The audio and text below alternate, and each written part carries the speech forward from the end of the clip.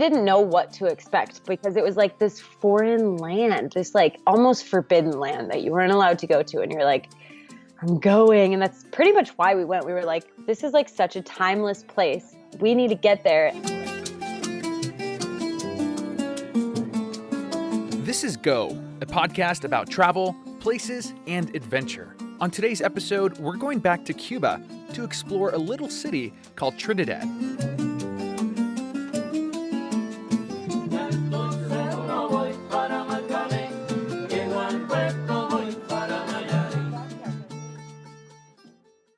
So we talked to our Casa Particular in Havana, and they set up a colectivo. That's video blogger Shayla Hoheisel. And a colectivo is like a shared Uber of Cuba. So you just pay for your seat. Like I explained in the last Cuba episode, a Casa Particular is basically like an Airbnb. You can even book one on Airbnb.com.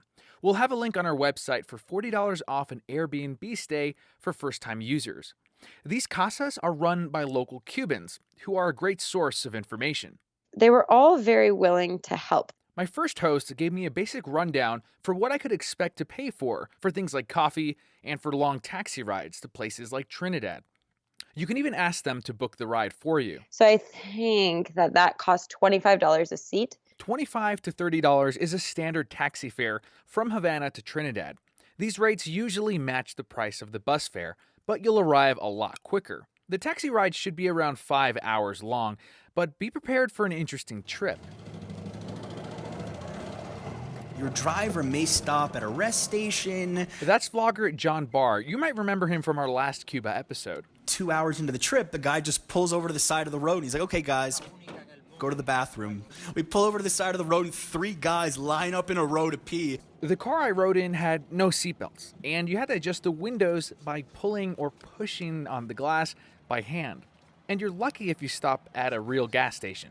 So instead of going to a gas station, the guy pulls over at his house, and his dad comes out with a gallon of gasoline, and literally they're just pouring the gasoline into his car right next to his house. I had a similar experience getting to Trinidad as John, but once you're there, you'll know why it's worth the hassle.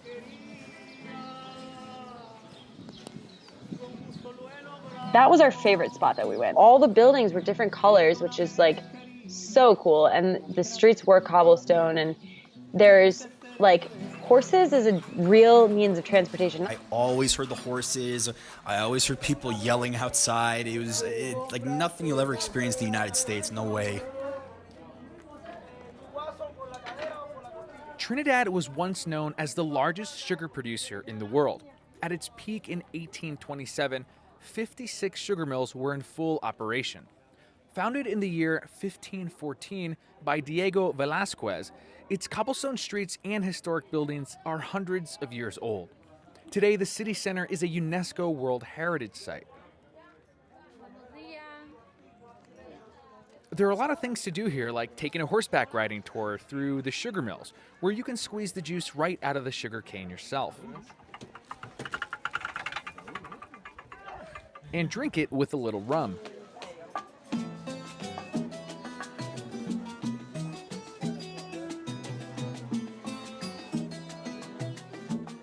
I think it was definitely the sounds, of course, of just like hearing animals all the time running around on the streets, and then you had people like hawking things whenever you were walking by, the butchers chopping meat as you walked by.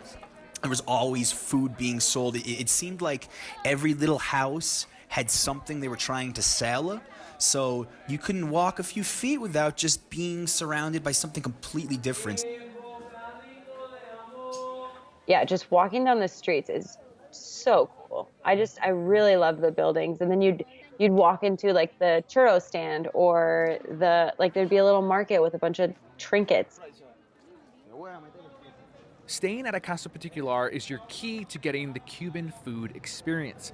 Each one that I stayed at offered breakfast and dinner. You can always get breakfast at the Casa Particular. It's $5, and it is like you will be stuffed if you finish everything that they give you. It is coffee and milk and juice and water. And then you'd sit down and there was already like an entire plate of fruit and bread. And then they would come with an omelet. Some ham and cheese is a staple of Cuba. I always got a different type of pork every morning. I think it was like sausage links, ham, like bacon. It was always something different with the pork. I think I ate pork for 11 straight days in the morning, and I never ever eat pork. That's one thing I remember about breakfast. And you're like, I cannot finish this all. Like way more food than you should ever eat for breakfast. But it's so good. Like the cooking it's cool because you're in their home and they're like making breakfast for you. You'll find ham is an option in almost every dish in Cuba, in spaghetti, in sandwiches, burgers, and even salad.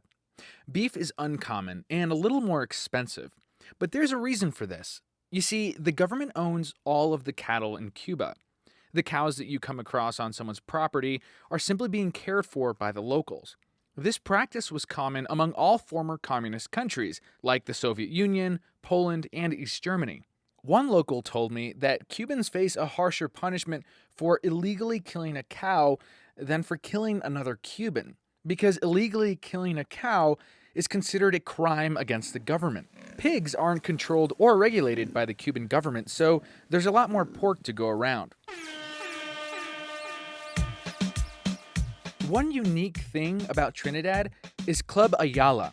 It's a huge 3-story tall cave that's been converted into a nightclub. It's hard to find, especially at night, because it's located uphill at the highest point of the city. But if you ask a local, you can figure it out. Shayla told me about a time that she went there. We were like walking up this hill and I was like, where are we going? Like there weren't very many people. Like all of Cuba is very poorly lit. So I was like, this can't be the right road. I don't know what's happening. And then like all of a sudden there's like somebody out on their porch with like disco lights and music and drinks. And they're asking if you want to, what's the name of that drink? Canchanchara. That's Alejandro Avila, a bartender I met in Trinidad. Yes, cancantra. That was like my favorite to say mostly, but it was also very delicious. Alejandro explained to me the ingredients used to make this special drink. Miel, Honey, limón, lemon, hielo, ice. aguardiente This is an anise-flavored liquor made out of sugarcane y agua vaciada. and soda water. If you don't have aguardiente, Cuban rum is a good alternative. They're served in these round clay cups, also called a cancanchara. You're going to have to walk through a residential area on a dirt road to get to this club, where you'll find a lot of locals bartending on their porches. It's just like this little homemade business for all the people on their way up to the cave. So you're like porch hopping on your way up this road and you're confused about exactly where you're headed. And then all of a sudden, you get up to the top of the hill and there's a giant line of people. And you're like, where did these people even come from? And they're all in line for the cave. And then you get into the cave and you go down.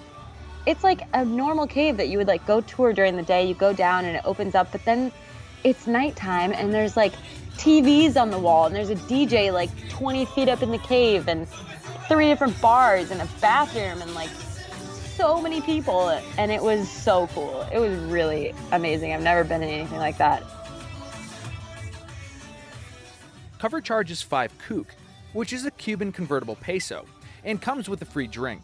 John also went to the club and had an interesting experience on his way back home. The strangest thing that ever happened to me at night, and feel free to edit this out of the interview if you want, because I don't know what type of podcast it is, but I was walking back by myself, and it was late. It must have been midnight, and in front of me, maybe like 50 feet ahead, I saw what looked like 2 women, and they were looking at me. I'm like, this is kind of strange. Something's off about this. And I started to walk, and then they approached me, and I realized one was like a transvestite, and she reaches out her hand. She's like, in Spanish, you coming with me? I'm like, no, I'm good. And she just laughed and like walked away. I'm like, what the heck? Like, I never thought I would see that in Trinidad. That was the strangest, weirdest thing that ever happened to me. I really didn't think there'd be anything like that there, of all places in the world, but yeah.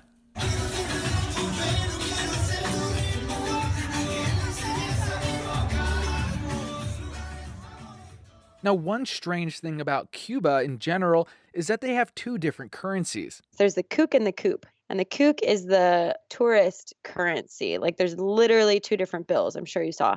And then there's the koop, which is what the locals pay. The Cuban convertible peso, called kook, is technically valued at 1-to-1 with the US dollar, before you take exchange fees into account. Like Shayla said, this currency is meant for tourists. The other currency, the peso nacional, is called the koop, and 25 koop are worth about as much as one kook, but it can vary depending on who you ask. Local Cubans are paid in koop, and if you find a cafeteria for locals, you can get food there for really cheap if you pay in that currency. It's almost like their version of fast food. You like step up to the window, order your food, and then you're out. Most of them are run through a window of someone's home. Different places sell different things like sandwiches and juice and even pizza. I feel like it was like 10 coop, which is what, 50 cents or something, or somewhere near that. And it's a little personal pan pizza. It was something that was total street food that people would be like, ugh. And we loved it. We were like, we need more of that pizza because the crust was like fluffy but the paste was like bright pink. You're like, I'm not sure about this. And the cheese, but we just kept getting it because it was so cheap, but it was delicious.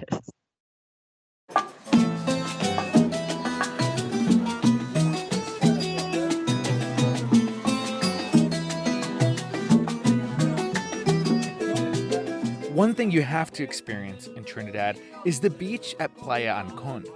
The water there is warm and really clear, and Cubans approach you offering you drinks and cocktails. The beach is about a 5-kook cab ride from the center of Trinidad and takes about 15 minutes to get there, which I'd recommend doing instead of walking or going there by bike. Shayla actually has a story about that. Our host was like, oh, you want to go to Playa Ancon? And we were like, yeah. And he was like, oh, then you totally need to rent a bike.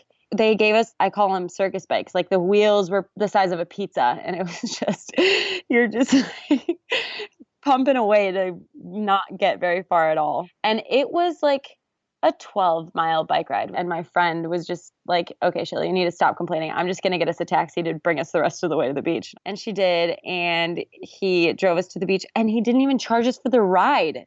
I must have been like so grumpy that he was like, look, girl, here you go. Have a nice day. But the beach, Playa Ancon, was super, super beautiful.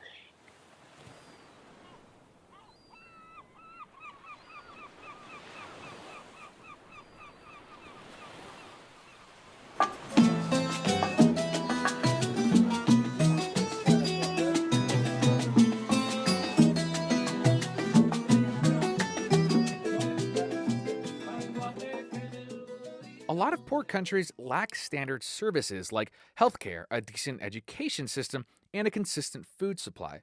But none of these are true about Cuba.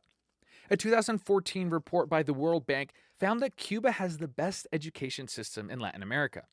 Students at all levels can go to school here for free, all the way up to a PhD.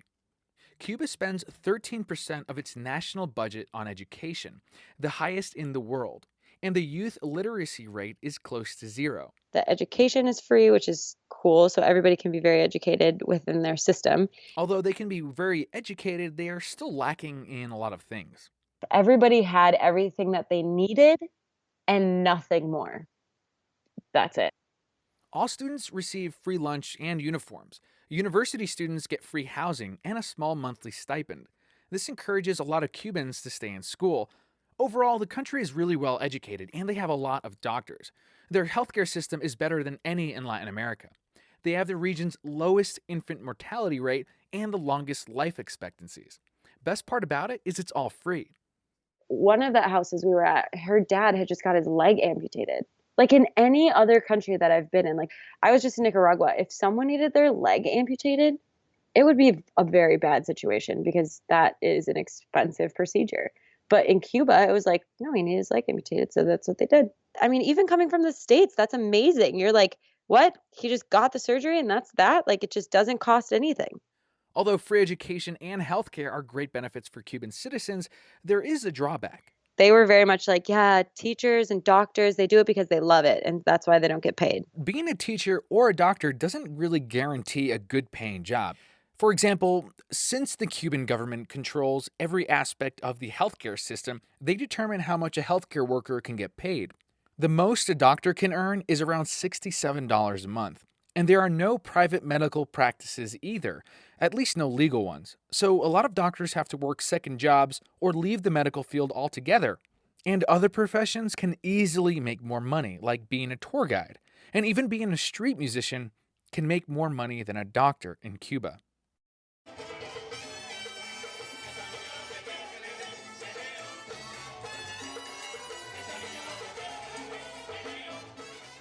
In the last Cuba episode, I spoke about the internet situation, but someone reached out and thought we should go into a little bit more detail, like advice on mobile apps. Here's Shayla again.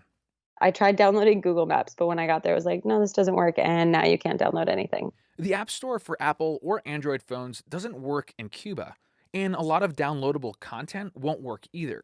So make sure to download all of your apps and ebooks before arriving. And the best way to find your way around Cuba with a map is through an app called Maps.me. So maps.me, basically you can download an area so that you can use it for navigation and like normal, basically. This is the best map I've found to work for navigating without internet. And like I mentioned in the last Cuba episode, using the internet requires waiting in line at a kiosk to buy a Wi-Fi card.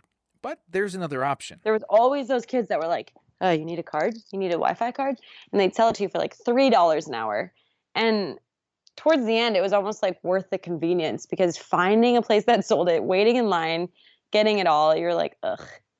And there are a limited number of places where you can get access to Wi-Fi.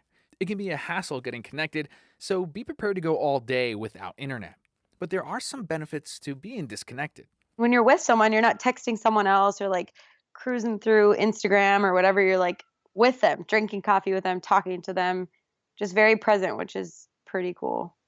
And when you made plans, you had to stick to them. You had to be accountable. It wasn't like, oh, I'm tired, I'm not going to go. Or like, oh, we kind of are running late, so we're just going to skip it. It was like, you kind of like automatically gave yourself a 30-minute window or 15 to 30 minutes of like, well, I'm going to wait for them because they said they'd be here. That's something that's still unique about Cuban culture that you won't find anywhere else.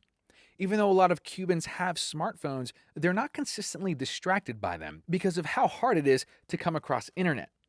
And although Cuba might seem poor, and by many standards it is, you won't run into many people asking you for money or going hungry. I was literally in Nicaragua the week before. And in Nicaragua, you have a lot of children on the street selling gum, selling sunglasses, just begging for money, telling you they're hungry. Not one child asked me for money or tried to sell me anything. I didn't see any begging or anything like that there. Now, you won't see any kids trying to sell you anything, but you'll see a lot of adults trying to sell you things and even overcharge you for things like cab fares and food. So it's a good idea to know a little bit of Spanish before you go. At least knowing some basic Spanish, knowing, how to count to 100 so you could at least know how much money you're dealing with, basic thank you, where's the bathroom, where is the bank, very basic things. I found most Cubans are pretty patient if you tried to speak to them.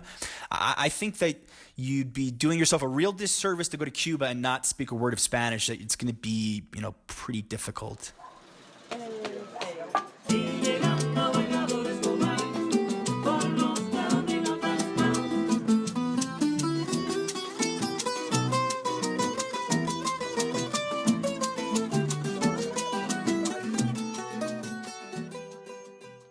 One of the most common questions people ask me is, how did you go to Cuba? Don't you need permission to go? The answer to that is yes and no. So, a little bit of background first. The US embargo against Cuba restricted certain commerce and business transactions. Technically, the embargo is still in place, but there are a lot more exceptions to the rules now. I was like very nervous about it. And everyone who has contacted me is like, how did you do that? Da, da, da, da. Well, there's now 12 reasons that grant you permission to travel there. But the first thing you need to know is that Cuba doesn't care about any of these reasons. They want US travelers to visit and spend money on their economy. The only ones who really require permission for you to go to Cuba are the US Department of the Treasury. These permissions are very broad, and I won't get into all of them, but some of them range from family visits to US government business. The most common one I've heard used is the support for the Cuban people reason, which is very broad. You'll only have to deal with these 12 reasons twice. Once when you buy your plane ticket to Cuba online, and the second time when you return to the US through customs. Now, when I returned, the customs agent didn't ask me anything. He just stamped my passport and let me through. So it's pretty lax. We've covered most of the travel basics in our 2 Cuba episodes. There are a few more things you need to know, and we'll be covering them in our next podcast. We're going to release an episode called The Cuba Quick Guide, where we sum up all the points we've made about traveling to Cuba in one short episode. We'll even add tips like where to buy cigars and what to pack before you go. Thank you, Shayla and John, for being part of this episode. You can find links to their travel vlogs on our site at gothepodcast.com. Remember to subscribe to us on iTunes or wherever you're getting your podcasts, and follow us on Instagram to see our photos. I'm your host, Alex Walensky. Thanks for listening to Go the Travel Podcast.